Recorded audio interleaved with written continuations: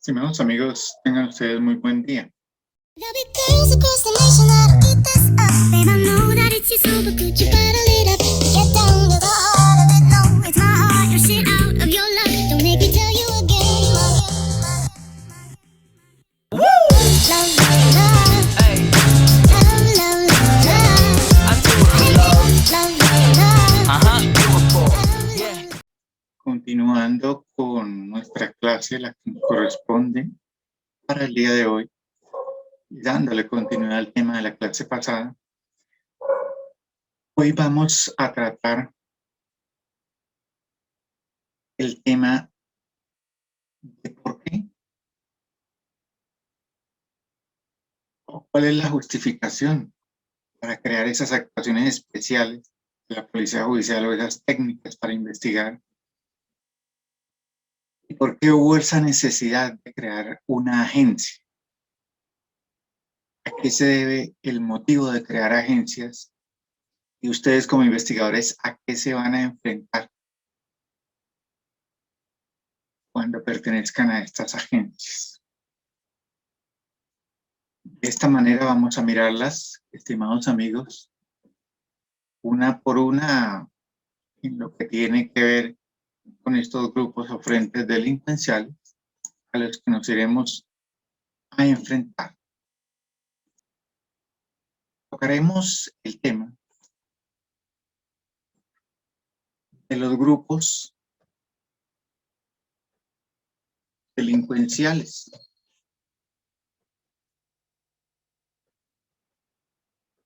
Estimados amigos, los grupos delincuenciales o esa composición como... ¿por qué toco el tema de los grupos delincuenciales? Ellos tienen una conformación y tienen sus diferentes modalidades delictivas de acuerdo a su conformación. Estimados amigos, entonces, uno de los primeros que queremos tratar aquí es el terrorismo. El terrorismo, bien y grosso modo, se puede decir que son grupos, siempre serán grupos al margen de la ley, todos los que estaremos viendo acá, que quiere decir que están fuera del marco legal y constitucional.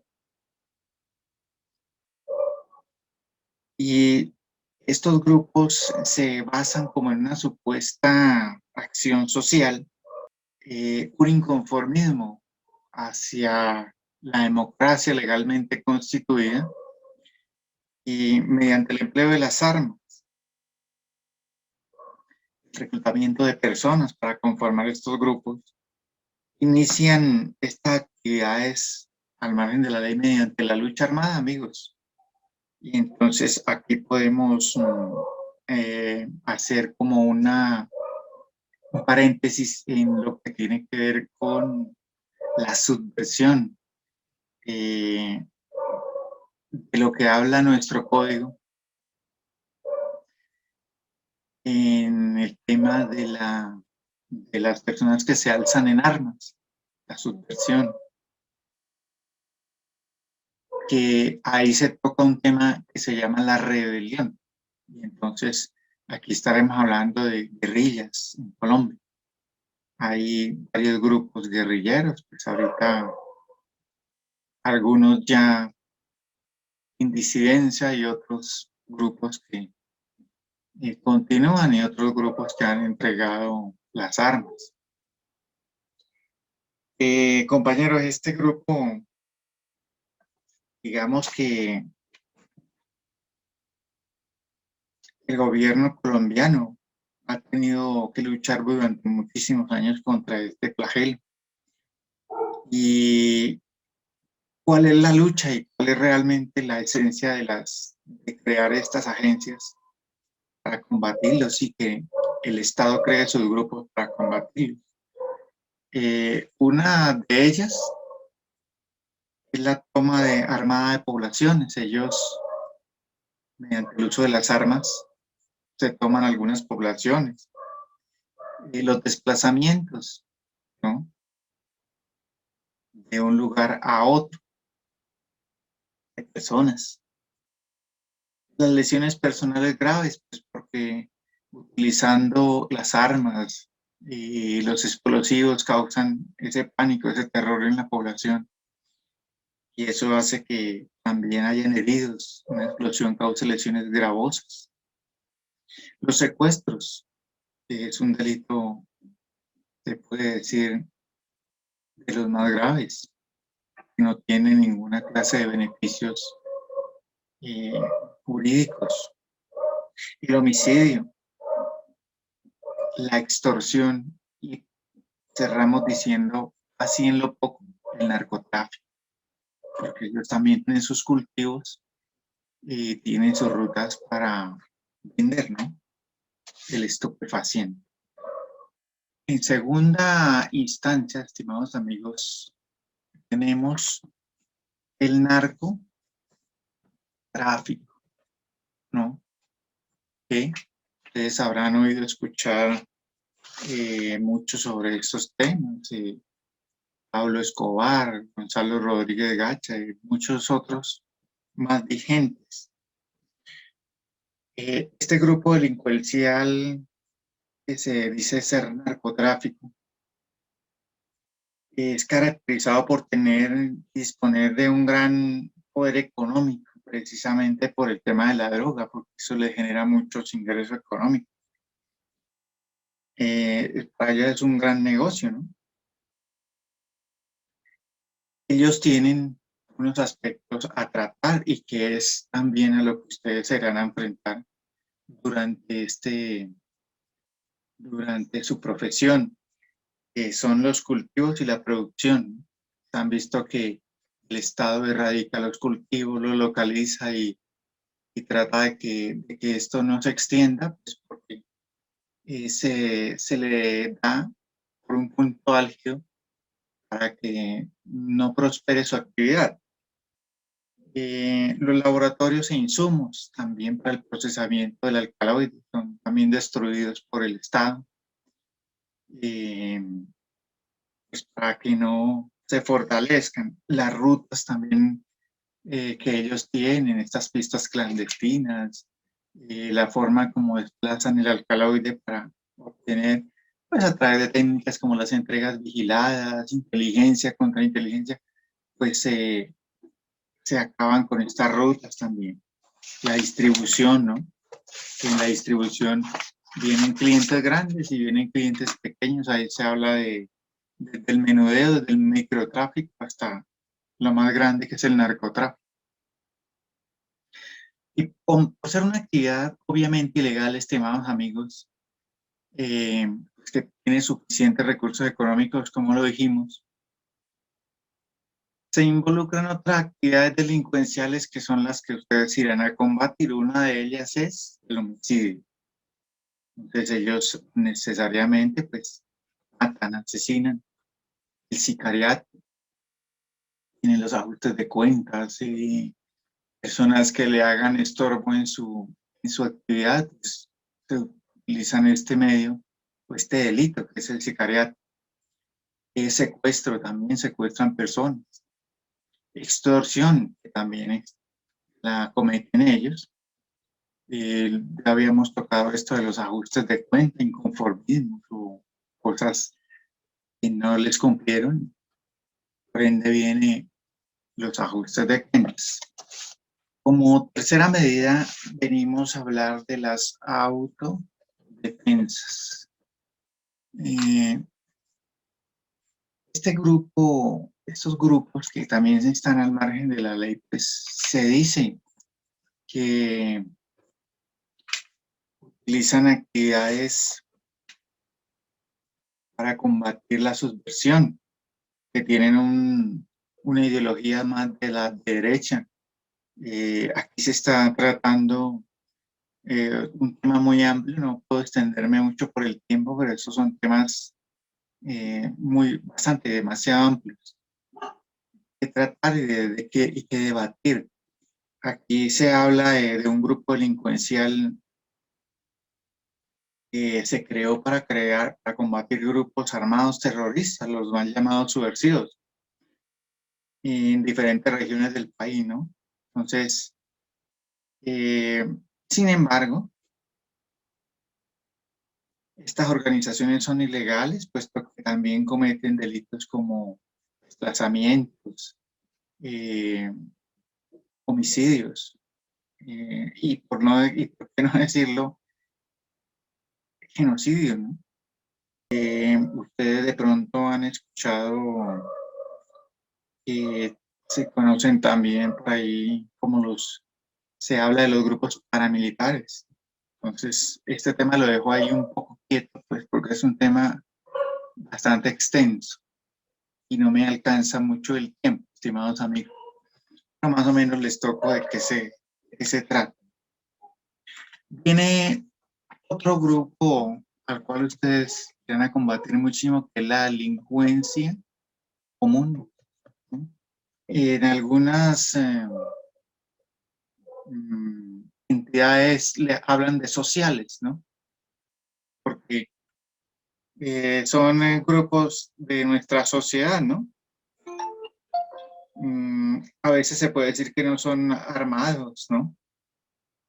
Encontramos unos grupos delincuenciales que para su actividad múltiple ocasionan uso de armas de fuego. Algunos no son armados, pero hoy día la gran mayoría pues están armados de estos sociales para cometer sus delitos, ¿no? Sus hechos. Aquí cabe destacar a lo que se enfrenta todos los días los investigadores, que son los jaladores de carros. Ese es un grupo organizado común donde se habla del mercado negro de las azopartes y todo esto.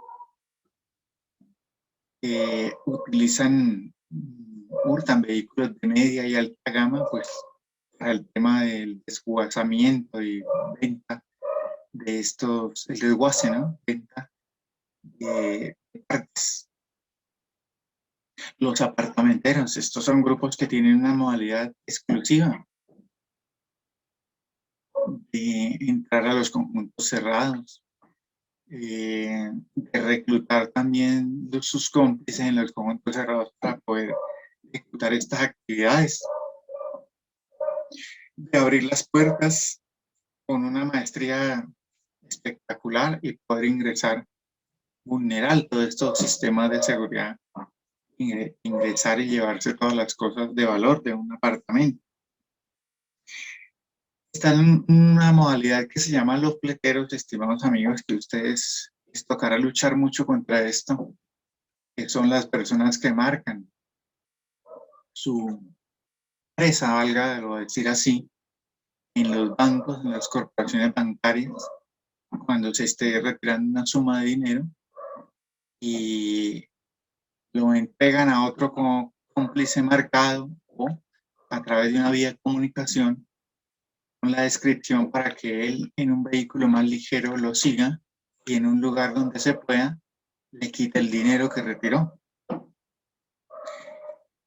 Están los asaltantes de entidades financieras, estimados amigos, que no es igual al fletero, a pesar de que trabajan ambos por ese mismo lado. El asaltante ingresa directamente al banco y encañona y quita el dinero de las cajas, ¿no? Están los raponeros, que todos los días se ven pasar en bicicletas, ustedes lo ven en los medios, y quitan o rapan el celular de una persona que vaya conversando, se lo llevan, ¿no? Estafadores, que es un grupo muy organizado que falsifican certificados de tradición y libertad, escrituras, y venden lotes falsos que no son de ellos, por decirlo así, lotes más que falsos que no son de ellos, y de esta manera engañan las personas. Ahí se habla de un grupo que se llama los tierreros, que vendían lotes que no eran realmente de su propiedad.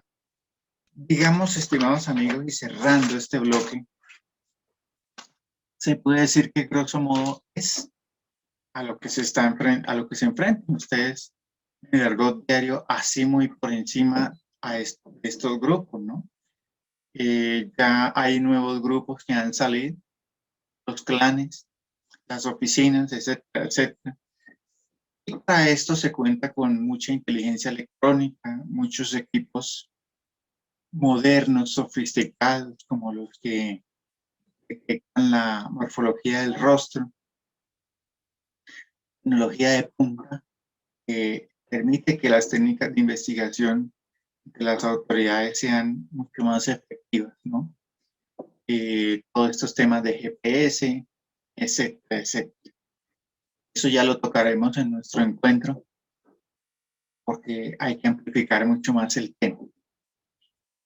Y ya, digamos, hablando ya en una de las técnicas que más trabaja la policía judicial y las agencias, tanto públicas como privadas, es en el tema de la vigilancia y seguimiento, estimados amigos. Esta técnica que la habíamos tocado en la clase pasada, basados en el artículo 239, si no estoy mal, del Código de Procedimiento Penal, estudiamos cómo debe de ser la legalidad para llevarla a cabo. Y habíamos establecido dos cosas, que la vigilancia es una técnica investigativa, es mantener bajo observación, ¿no? Y hablábamos de elementos, de personas, inmuebles, vehículos, pues cuyo fin primordial era la recolección, obtener información, elementos materiales de prueba. Un fin era vincular a una persona a un proceso penal, claro, obviamente. El seguimiento es la acción por la cual se controlan los desplazamientos de personas y elementos móviles, también con ese mismo propósito, ¿no? Ahí en el desplazamiento ya se debe tener mucha más destreza, porque ya se está desplazando la persona o el automóvil, lo que ustedes quieran que se mueva. Entonces ahí están las dos diferencias. Dicho, ¿cuáles eran las finalidades de fondo? Sí. Una, obtener información que sea útil. Dos, verificarla, ¿no? Verificar esa información. Tres,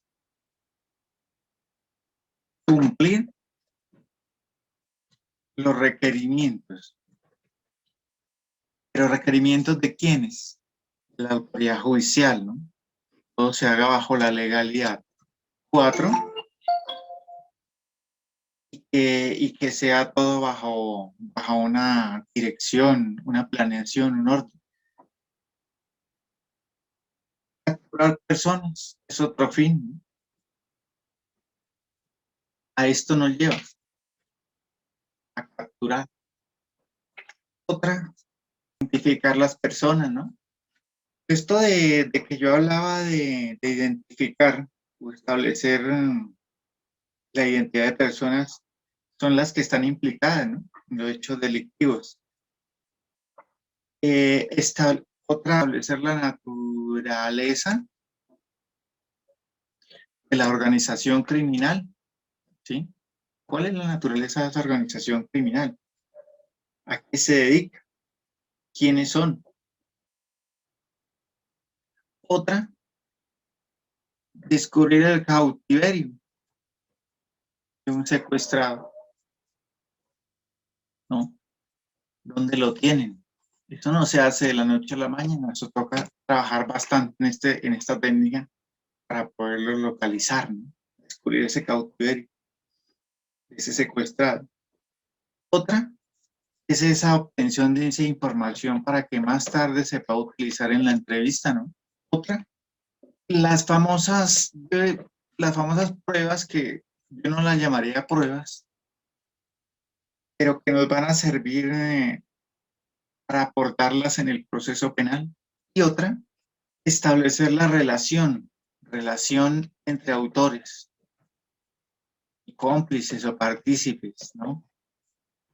¿Quiénes fueron, quiénes participaron y cuáles son sus compinches, sus cómplices? Una muy importante así para cerrar es descubrir esos lugares. ¿Cuáles lugares? Los lugares donde se pueden guardar elementos de prueba, estupefacientes, armas, los bienes hurtados, etcétera, etcétera, etcétera. Tocaremos hasta ahí, esos son como los fines o propósitos, las finalidades que se tienen, por decirlo así. ¿Por qué? ¿Por qué y para qué hacemos esta técnica de investigación llamada vigilancia y seguimiento? Una de las más usadas, vuelvo y repito, ¿no? Muchas que hay, o de muchas que ya hemos tocado. Vamos a ver cuáles son las clases de vigilancia. Son muchas, pero vamos a tocar dos muy interesantes, que son la discreta o secreta. Mire que la misma palabra lo dice, ¿no? Discreta o secreta. Entenderíamos que se realiza sin que ese sujeto, esa persona que estamos vigilando, se entere, ¿no? Es vigilado, pero lo llama secreto. Y ahí va de la mano con el agente encubierto, que ya lo habíamos tocado. La segunda es cerca o abierta. Esta vigilancia se puede decir que el sujeto tiene conocimiento y es consciente que lo vigilan, ¿no? Lo contrario a la otra. El objetivo que se persigue sería impedir los contactos y actividades ilegales del sujeto, o sea, como quien dice, lo mantenemos ahí a raya para que no cometa el ilícito, ¿no? A ver cómo reacciona, ¿no? A ver qué hace o qué. Y cerrando ya nuestra exposición de hoy, estimados amigos, habíamos tocado el tema de la cubierta, que no la habíamos definido como tal, y que la cubierta, habíamos dicho, que es el disfraz, ¿no? Que asume el investigador. Pues, ¿para qué se asume ese disfraz? Para pasar desapercibido, ¿no? Y que de la mano con la historia ficticia se justifica la presencia de ese investigador en ese lugar para que no ser descubierto. No tocamos el tema, pero hablamos de algo muy importante, que es la compartimentación, amigos, que es la que más le cuesta trabajo a veces a los investigadores. Sin embargo, con un buen entrenamiento sé que se puede hacer con un profesionalismo absoluto. Y es que la compartimentación equivale a la reserva, mantener bajo reserva la información relacionada con la investigación, el caso que usted está llevando, los procedimientos que usted está llevando, para que solamente sea conocida por los investigadores, ¿no? Y no se ventile esa información a Raimundo y todo el mundo, sino ustedes sean los que conozcan de esto nomás. ¿Qué es lo que se busca con esto? Evitar la fuga de información. O sea, que esa información la conozcan terceros. Solamente la debe conocer el investigador, su grupo ahí de trabajo. Si se fuga esta información, seguramente que nos conduciría al fracaso y podría hasta costarle la vida a su grupo, ¿no? Entonces la reserva, ¿no? Mantener todo bajo reserva. Aquí hay una máxima de la compartimentación, pues se las quiero compartir de una vez acá, y es que la compartimentación equivale a decir: nadie puede saber más de lo estrictamente necesario en el cumplimiento de la misión. Entonces, así, para que lo tengan en cuenta. Cerraríamos, estimados amigos, nuestra intervención hablando de las cualidades del investigador. Acuérdese que para llegar a esto hay que tener un entrenamiento aparte, ¿no? Debe tener unas cualidades importantes para el desarrollo de su misión. Una sería la apariencia común, ¿no? Esa apariencia común y corriente, ¿no? Que no llame tanto la atención. 2, tener habilidad de integración, integrarse, ¿no? Con la gente.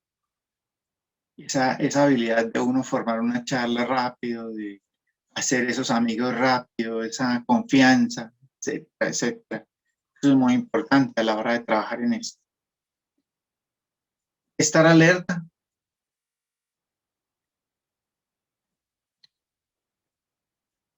Siempre, ¿no? Estar alerta es estar atento a todo lo que gira a nuestro alrededor. Un investigador que esté, digamos, muy metido en el WhatsApp, pues no va a estar alerta, sino va a estar distraído en su smartphone y seguramente que va a tener un fracaso o hasta le va a costar la vida, ¿no? Uno ve por ahí casos se han visto. La observación y la memoria.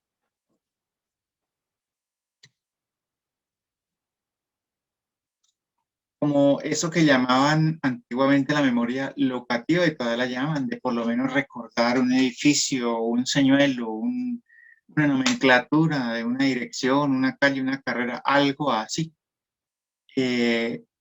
Una descripción general de lo que alcanzó a percibir de un vehículo, de cómo iba vestida la persona, cómo era su apariencia. Eso es importante. Y hay algo, voy a hacer énfasis en esta que estamos tratando aquí, que es la paciencia. Si no se tiene paciente, seguramente que su misión será un fracaso. Seguramente que no ha sido bien seleccionado para la misión. Tiene que ser una persona muy paciente. La paciencia es una virtud, ¿no? A veces el delincuente no cae al primer instante, se demora mucho, no nos da lo que queremos y siendo pacientes y pacientes y pacientes, le perdemos tiempo y tiempo y tiempo, tendremos resultados. Y sí, lo digo por mucha experiencia, tendremos resultados. La puntualidad. Un investigador que no sea puntual, seguramente que con su equipo de trabajo fracasa, ¿no? Y esto va de la mano que estar antes de, ¿no? Ser muy puntuales. Ya que no estamos ante un juego, sino ante una operación muy seria, que eso depende de muchas cosas. La discreción. Si un investigador habla demasiado, es muy charlatán de lo que hace con sus compañeros de amistades de afuera, de la calle, y del mismo trabajo, pues seguramente todo esto lo conducirá al fracaso porque se fuga la información. Ya lo tocamos en la compartimentación. Y hay una muy importante que me parece fundamental, que es el buen estado físico. Si no se tiene buen estado físico, pues seguramente que también se fracasará. A esto de tener buen estado físico es buen sistema cardiorrespiratorio, trotar, entrenar mucho, tener la capacidad de saltar un muro, de caminar rápido, de correr cuando sea necesario. Eso es muy importante, el estado físico, ¿no? Coloco ejemplos, pero del estado, pero no nombro, pues sencillamente por discreción, de que por estado físico han fracasado algunos rescates por ahí, ¿no? Y unas operaciones. Pero seguramente yo sé que no, pues porque las personas para esta actividad, los investigadores son muy bien entrenados dentro de todos los aspectos que acabamos de tocar. Finalizando, estimados amigos, ya este bloque, hablamos de que todo debe de llevar una planeación, de que debe llevar unas normas para nosotros prepararnos la vigilancia. Quiere decir esto, que si nosotros no planificamos la operación, si no hay una planificación, como todo en la vida, conduciría esto al fracaso, porque no está planificado. Dentro de esa planificación hablemos de identificar el propósito de la vigilancia, con qué propósito se hace la vigilancia. ¿Con qué propósito yo voy a hacer la vigilancia? ¿No? No es que yo voy a vigilar y no sé por qué ni para qué. ¿Con qué propósito se hace la vigilancia? ¿Será que la hacemos para desvertebrar una banda de trata de blancas, narcotráfico, trata de personas? ¿O queremos que esa persona nos lleve a un enganche, a un cómplice? ¿O queremos que nos lleve a un lugar donde se guarda la mercancía ilícita, las armas o los insumos? En fin, muchas situaciones que en la misión no lo dirán. Identificar las tareas a realizar. ¿Qué tareas vamos a realizar en la ejecución de esta actividad? Entonces ahí su coordinador o su jefe, esto es un ejemplo, ¿no? Una asignación de blancos, por ejemplo. Porque habíamos dicho que los blancos, pues ese es el objetivo, ¿no? Sujeto, persona, cosa. ¿Qué blancos somos los que vamos a trabajar? El de pelo mono, el edificio del banco X, el edificio tal de la tal esquina, la habitación tal del hotel tal.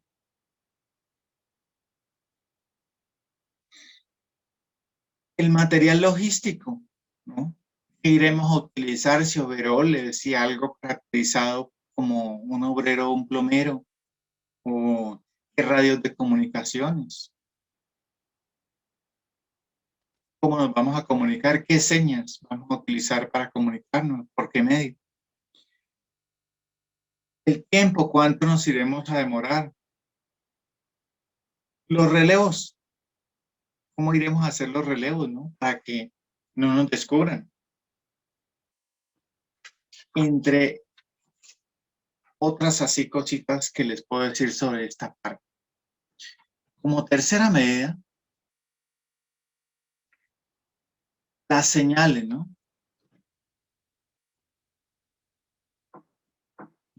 Acordar señales. Esas señales las utilizamos nosotros de manera muy profesional, pues para podernos comunicar mediante este método. Por ejemplo, pasarnos la mano por la cabeza, ¿no? Hacia adelante o hacia atrás. Esto puede decir que la persona está saliendo o abandonando el área, ¿no? En vez de nosotros gritarle, mire, está saliendo, nos pasamos la mano. Colocarse la mano en la frente puede significar que el sujeto está a la vista, lo tenemos visible, ¿no? Y así las señales son libres de acordar por cada unidad o grupo. Siempre se debe designar un jefe de la vigilancia. Él va a ser el responsable de la vigilancia y del seguimiento. Debe estar continuamente solicitando informes, análisis, la información recolectada. Esos análisis se procesan en las agencias, ¿no? Inteligencia, acuérdate que toda la información llega y la agencia lo que tiene que hacer es procesar la información para mirar si es verídica de primera mano y poderla utilizar.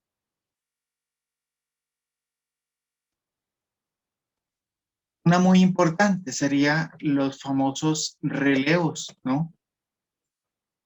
Proveer esos relevos. El jefe debe diseñar los sistemas de relevos, ¿no? ¿Para qué se hacen los relevos? Por si los agentes son descubiertos. Entonces tenemos el otro agente que los releva, ¿no? Y al relevo se le suman, puede ser otras actividades, se enfermó, un cansancio, etcétera, etcétera.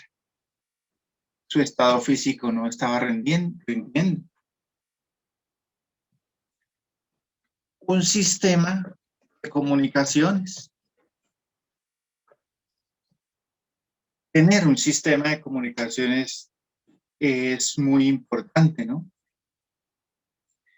Porque de esa manera, entre los miembros y la central, estamos en contacto, ¿no? Siempre vamos a estar en contacto. Ahí en preparar los sistemas de comunicaciones hay que tener también cuidado y tener en cuenta de preparar las cubiertas para la vigilancia, que ya habíamos tocado que era el tema de la cubierta, ¿no? Justificar la presencia en un lugar, ¿no? De la mano con este sistema de comunicaciones y la cubierta, hablamos como séptima medida de la caracterización, que se obtiene mediante la caracterización e información en unos casos muy extremos, muy excepcionales, y es asumir disfraces, apariencias, un estilo original, voy a poner ejemplos: plomeros, prostitutas, indigentes, algo que en los que entregan encomiendas, servicios de correos, etcétera, etcétera. Esto pues permite tener como más cerca el objetivo sin ser, digamos, descubierto, ¿no? 8, el disfraz, ¿no? También se habla de algo excepcional, ¿no? Que utilizas una cubierta, que utiliza el investigador para ocultar su identidad. Esto lo hace para obtener esa información de esos lugares que se quieren, ¿no?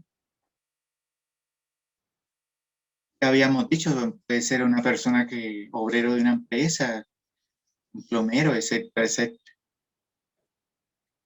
El vestuario. Elementos o el equipo que nosotros, el atuendo que utilizamos de acuerdo pues a la situación, ¿no? Al disfraz, a la caracterización. El maquillaje. Que ese maquillaje de caracterización se utilice para cambiar el aspecto físico de ese personaje, ¿no? Camuflarlo. Disfrazar al investigador cuando las circunstancias así lo requieran. Si lo vamos a disfrazar de indigente, pues tenemos que enmugrarle hasta el más mínimo detalle. Porque si yo puedo estar sucio la cara, el cuerpo, pero mis uñas están perfectas, no me van a creer, me van a descubrir. Y eso va de la mano con preparar el tema, ¿no? Que es el lenguaje y ya lo que habíamos hablado. La actuación, hay que estudiar el papel. El investigador asume el papel determinado, si es cómico, trágico, normal, como si fuera algo real o verdadero, ¿no? Se mete en el papel. La fachada,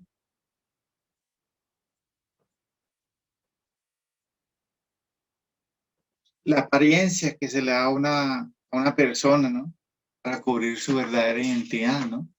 Esto también de la fachada va con una historia falsa que nosotros utilizamos, que a veces le decimos ficticia, donde nosotros no sabemos un repertorio de una historia falsa y podemos pasar desapercibidos de nuestra vida.